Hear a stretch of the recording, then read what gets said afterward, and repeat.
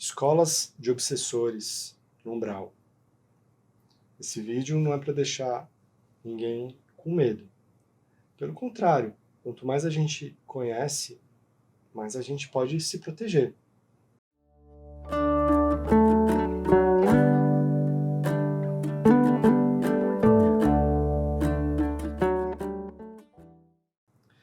Vamos lembrar o que é obsessão.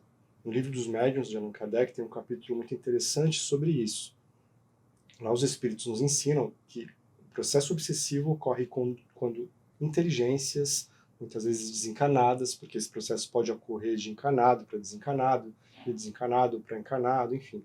Mas geralmente ocorre de desencanado para encanado, quando certas inteligências tentam lograr domínio sobre outras. E ele é sempre praticado por espíritos ignorantes, mal intencionados, digamos assim. Kardec ensina que a obsessão pode atingir 3 etapas. A primeira seria a obsessão simples, que é muito comum, a maioria de nós sofre esse tipo de processo em algum momento, porque nós somos muito oscilantes, a nossa vibração ainda varia muito, ainda damos muitas brechas. Porém, na obsessão simples, geralmente você percebe que há algo errado, e muitas vezes você procura ajuda. A etapa seguinte é a fascinação, que é uma etapa mais perigosa, porque nessa fase a vítima geralmente já não percebe mais que há algo errado. Para ela está tudo bem, mas as pessoas percebem que há algo errado com o seu raciocínio, com o seu julgamento. E por fim, temos a fase mais grave, que é a fase da subjugação, quando a vontade da vítima já fica totalmente à mercê dessas inteligências obsessoras. Muitos são os motivos que podem causar um processo desse. Geralmente são quadros de vingança, mas há espíritos também que obsediam outros para usufruir de determinadas situações, como vícios. Há também obsessões causadas por ligações desequilibradas, paixões avassaladoras.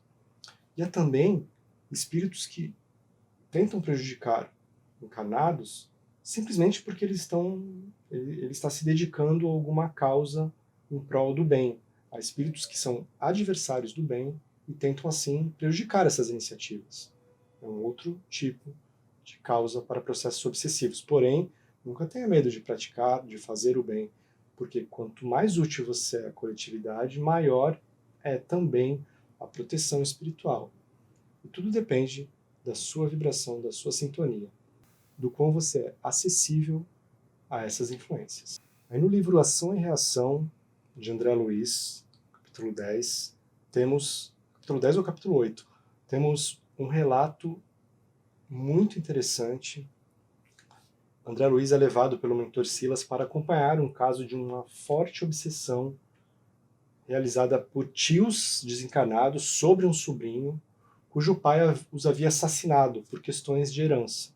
E o interessante, resumindo bem a história, que no livro é fascinante, até para aguçar a curiosidade de vocês em lerem, é que André Luiz entrevista Leonel, que era o obsessor mais cruel.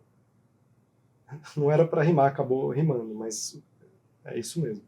E o Leonel explica para o André Luiz que eles haviam cursado num umbral uma escola de vingadores, onde inteligências ligadas às cidades espirituais localizadas no umbral ensinavam técnicas de obsessão. Há um outro livro dessa série, Libertação, que descreve uma dessas cidades, também é muito interessante. E o Leonel vai além. Ele explica para o André Luiz qual seria a principal técnica utilizada. Ele afirma que toda criatura, apesar dos variados desejos que temos todos os dias, todos nós temos um desejo central que exala da nossa personalidade, da nossa psicosfera. E eles aprendem a identificar o desejo central da sua vítima. E por meio de processos hipnóticos, eles excitam esse desejo central, o que, nas palavras de Leonel, pouco a pouco vão levando a criatura ao processo de obsessão, que nas palavras dele nada mais é do que um estado alterado da mente, pressionada pelo excesso das próprias criações. Leonel conclui que cada um é tentado exteriormente pelas tentações que já alimenta em si próprio. Eles apenas as excitam. E o André Luiz fica perplexo. Poucas vezes nessa literatura dos livros de André Luiz, A Vida no Mundo Espiritual, ele se mostra tão chocado no que ele descreveu como parecia um curso de sadismo frio e extravagante. Claro que nem todo obsessor domina essas técnicas.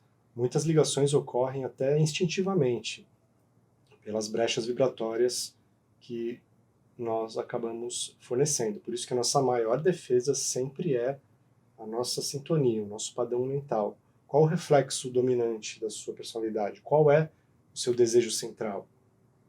Essa jornada de autoconhecimento precisamos fazer sem medo e examinar as nossas tendências, porque assim podemos aprender a nos defender melhor. E o grande palestrante espírita Haroldo Dutra, num evento de 2017 chamado ID, ele faz uma palestra focando sobre essa questão do desejo central, sobre esse capítulo do livro Ação e Reação, e ele coloca que o desejo central pode estar dividido em 4 grupos, que ele chama dos 4 P's, que seriam prazer, posse, poder, prestígio. De cada um desses 4 P's derivam tendências que nós ainda agasalhamos.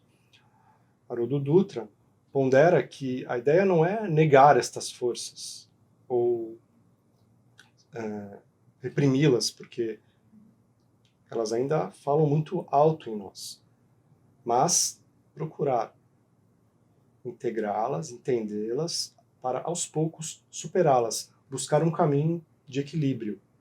Ele conclui que conhecer o seu desejo central é uma das grandes lições que te espera nessa encarnação.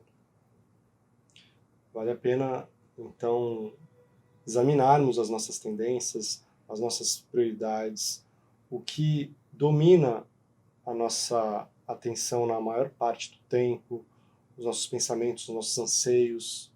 Fazer uma análise honesta, porque essas inteligências que tentam muitas vezes nos prejudicar, é por aí que elas vão te acessar. E se você quer realmente prejudicar o trabalho delas, tenha o hábito da oração diária, leia coisas boas diariamente, tenha contato com conteúdos que te põem para cima, que te deem esperança, tenha conversas que te tragam algo de bom, procure desejar o bem para as pessoas, se alegrar quando outras pessoas se dão bem. É assim, não tem outro caminho. E o estudo, conhecer o que realmente acontece, conhecer os processos, isso também é um grande modo de você aprender a se defender. Leia a série de livros A Vida no Mundo Espiritual, de André Luiz. Começa com O Nosso Lar, depois vem Os Mensageiros, Missionários da Luz, Obreiros da Vida Eterna, Libertação e por aí vai. Você vai aprender muito. O ideal é começar por Kardec. E, enfim, depois ir para as obras de André Luiz. Uma jornada de conhecimento maravilhosa. Obrigado, gente, por terem ficado comigo até aqui em mais este vídeo. Espero você no próximo. Tchau!